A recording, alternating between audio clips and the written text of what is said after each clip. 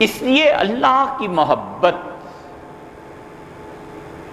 اور انسانی نفس یہ دو چیزیں ہیں جو آپس میں ٹکرانی چاہیے، حالات کے جبر سے نہیں، اپنے اختیار سے۔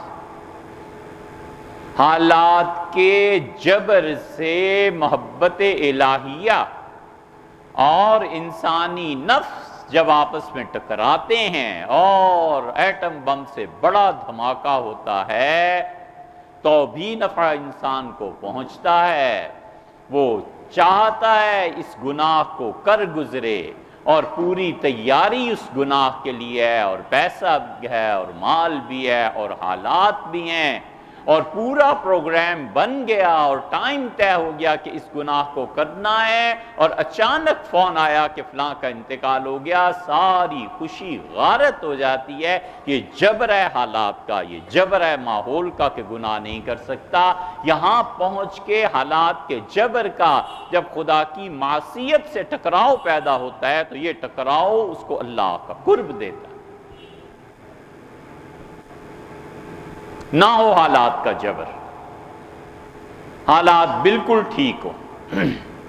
اور اپنے اختیار سے نفس امارہ اور حب الہی ان دونوں کو ٹکرائے، اللہ کی محبت اور انسان کے نفس کی خواہش، خود تماشا دیکھے ٹکرا کے اس کا، یہ اللہ کا وہ قرب ہے جو کروڑوں نفلوں سے بہتر ہے، اور یہ اللہ کا وہ قرب ہے جو انسان کو بس اس زندگی میں ہی میسر آ سکتا ہے، جب یہ چوٹ لگتی ہے اور دل چاہتا ہے کہ یہ گناہ کرے، اور دل چاہتا ہے کہ یہ حرکت کرے، اور پیسے بھی، اسباب بھی، ماحول بھی، اور خدا کی محبت کے ساتھ آ کر ٹکر لگی کہ اللہ نے کہا ہے نہیں کرنا لہٰذا نہیں کروں گا، تم جو مرضی کر لو۔ یہ ہے جو اللہ اس تماشے کو خود دیکھتا ہے اور اپنے بندے کو شاباش دیتا ہے، اور قرآن کہتا ہے کہ وَنَهَا عَنِ النَّفْسِ، اور اس سے اپنے نفس پر قابو پایا،